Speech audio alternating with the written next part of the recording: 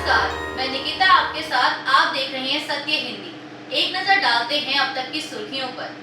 असम सरकार ने भारत के चुनाव आयोग पर स्पेशल इंटेंसिव रिवीजन प्रक्रिया तुरंत शुरू नहीं करने के लिए दबाव बनाया है। उसने इलेक्शन कमीशन ऑफ इंडिया से कहा है कि वह राज्य में मतदाता सूची के विशेष गहन संशोधन को शुरू करने से पहले राष्ट्रीय नागरिक रजिस्टर यानी एनआरसी को अंतिम रूप देने की प्रतीक्षा करे। असम ने तर्क दिया है कि वह एकमात्र ऐसा राज्य है जहां पहले ही एनआरसी तैयार किया जा चुका है, इसीलिए इसे मतदाता सूची संशोधन के लिए स्वीकार्य दस्तावेजों में शामिल किया जाना चाहिए। बता दें कि यह अनुरोध तब आया है जब बिहार में चल रहे मतदाता सूची संशोधन को विपक्षी दलों ने बैकडोर एनआरसी यानी एसआईआर की आड़ में एनआरसी लागू करने की कोशिश करार दिया है।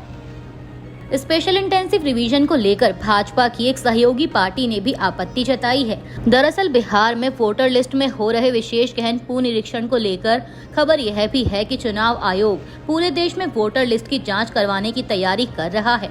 ऐसे में केंद्र में भाजपा की सहयोगी पार्टी टीडीपी ने चुनाव से ठीक पहले एसआईआर कराने पर आपत्ति जाहिर की है।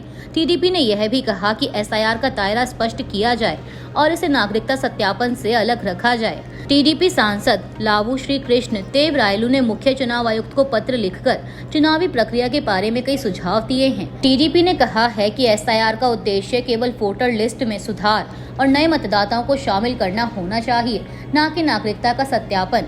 टीडीपी ने कहा कि इस अभियान को नागरिकता वेरिफिकेशन समझा जा रहा है, ऐसे में लोगों में डर का माहौल भी है।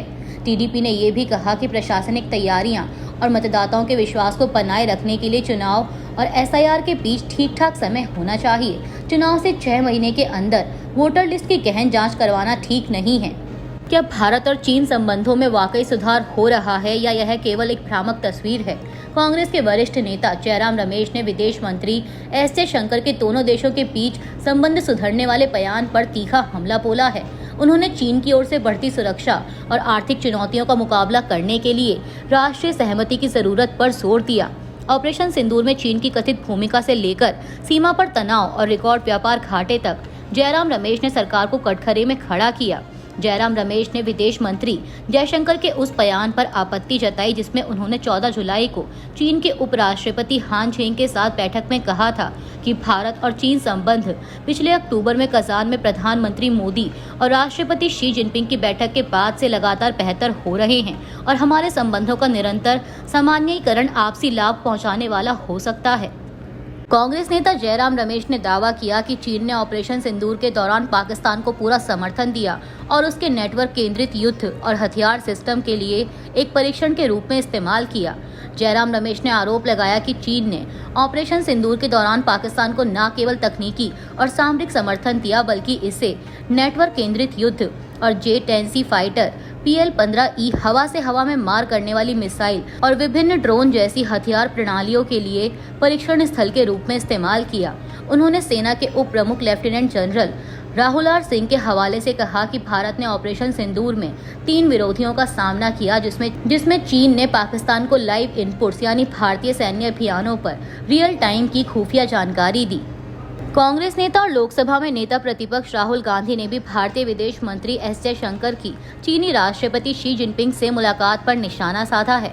दरअसल एस जयशंकर ने चीनी राष्ट्रपति से मुलाकात की जानकारी शेयर करते हुए एक्स पर लिखा था कि मैंने हमारे यानी भारत और चीन के बीच द्विपक्षीय संबंधों के हालिया विकास के बारे में उन्हें यानी शी जिनपिंग को अवगत कराया।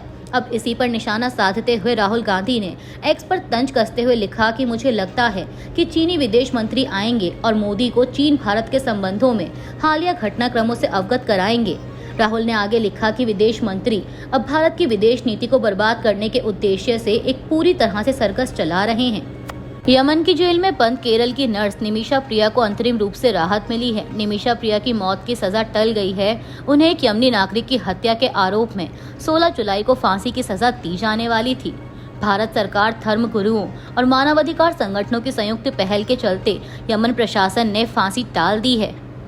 भारत के नागर विमानन नियामक प्राधिकरण, नागर विमानन महानिदेशालय यानी DGCA ने सोमवार को आदेश जारी किया है कि देश में बोइंग विमानों के फ्यूल कंट्रोल स्विच की तत्काल जांच की जाए।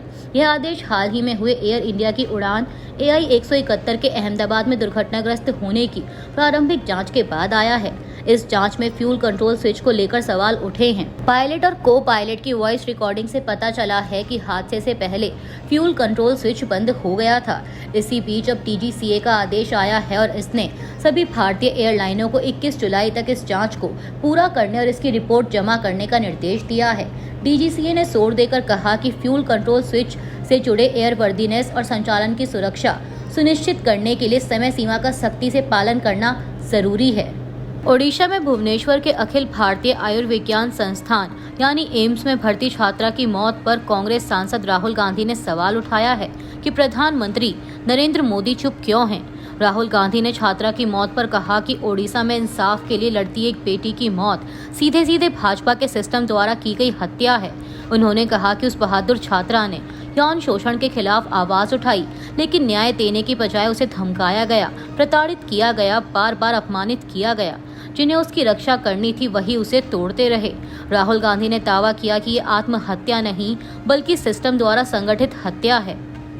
ओडिशा के कॉलेज में उत्पीड़न के विरोध में छात्रा के आत्मदाह के बाद कांग्रेस ने 17 जुलाई को ओडिशा बंद की अपील की है। ओडिशा प्रदेश कांग्रेस कमेटी के अध्यक्ष भक्तचरण दास ने सुनिए और आगे क्या कहा। कॉलेज का HOD और प्रिंसिपल जिस तरह से बिहेव किया उसके साथ, उसने न्याय के लिए 6 महीना से स्ट्रगल कर रहा था। SP कलेक्टर को बोला, CM को और एजुकेशन मिनिस्टर को, SP कलेक्टर सबको टैग किया, FIR किया। उसके बाद MLA के पास गया, MP के पास गया, सारे दरवाजा खटखटाया। अंत में 15 दिन पहले एक स्टेटमेंट भी दिया, वीडियो रिकॉर्डिंग करके छोड़ा 15 दिन पहले। उसको कहीं हमारे राज्य में मिला नहीं न्याय। ये जघन्य अपराध है। इस तरह से राजनीति नहीं होना चाहिए, सरकार नहीं चलना चाहिए, लोक प्रतिनिधि उस तरह से नहीं होना चाहिए। और अपने ही दल का एक ABVP का बच्ची के साथ जो विश्वास के साथ आया था उसको प्रताड़ना हुआ और उसको मरने के लिए छोड़ दिया गया। वो जला के उसको मार दिए हैं। ये सिस्टम ने उनको जला के मारा है। इसलिए हमने ओडिशा बंद का कॉल दिया है। 8 राजनीतिक दल इसमें शामिल हैं और हम बाकी जो लाइक माइंडेड पार्टी हैं हम सबको अपील करते हैं कि इस बंद में शामिल हो और इसका कड़ा जवाब दो भारतीय जनता पार्टी की सरकार को। ओडिशा के मुख्यमंत्री मोहन चरण मांझी ने मंगलवार को उस कॉलेज छात्रा के परिवार को 20 लाख रुपए की अनुग्रह राशि देने की घोषणा की, जिसने यौन उत्पीड़न की शिकायत पर कथित रूप से कार्रवाई न होने पर खुद को आग लगाकर आत्महत्या कर ली थी। मुख्यमंत्री कार्यालय द्वारा जारी एक बयान के अनुसार मांझी ने संबंधित अधिकारियों को घटना की उचित जांच करने का निर्देश दिया ताकि सभी दोषियों को कानून के अनुसार दंडित किया जा सके। राज्यपाल हरिबाबू कंभनपति ने भी छात्रा की मौत पर दुख व्यक्त किया। उन्होंने एक्स पर लिखा कि फकीर मोहन स्वायत्त महाविद्यालय की एक युवा छात्रा की असामयिक मृत्यु की खबर सुनकर स्तब्ध हूँ। उसका निधन सिर्फ एक त्रासदी नहीं है, यह हमारे परिसरों की सुरक्षा की तत्काल आवश्यकता की एक स्पष्ट याद दिलाता है। कानून अपना सबसे कठोर कदम उठाएगा, जिम्मेदार लोगों को कठोर सजा मिलेगी। मेरी संवेदनाएं शोकाकुल परिवार के साथ हैं। असहनीय पीड़ा की इस घड़ी में उन्हें शक्ति मिले।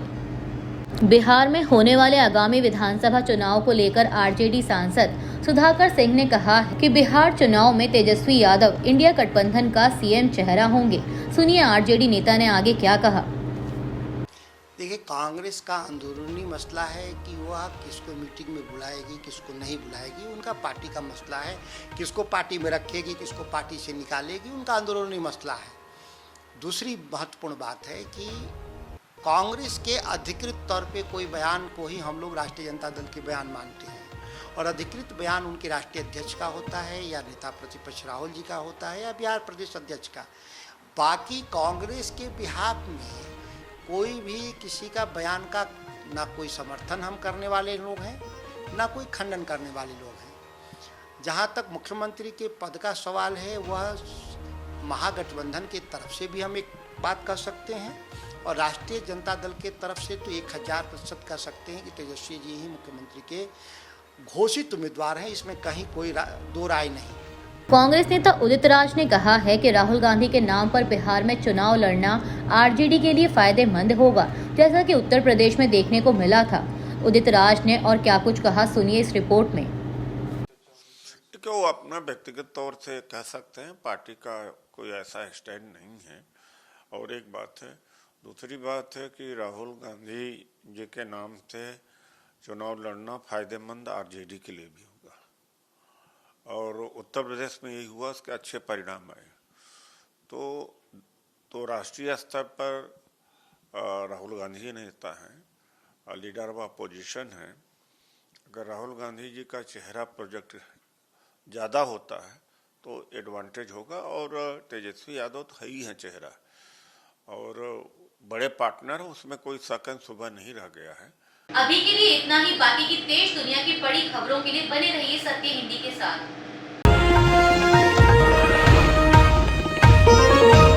Copyright disclaimer under Section 107 of the Copyright Act 1976. Allowance is made for fair use for purposes such as criticism, comment, news reporting, scholarship, and research. Fair use is a use permitted by copyright statute that might otherwise be infringing.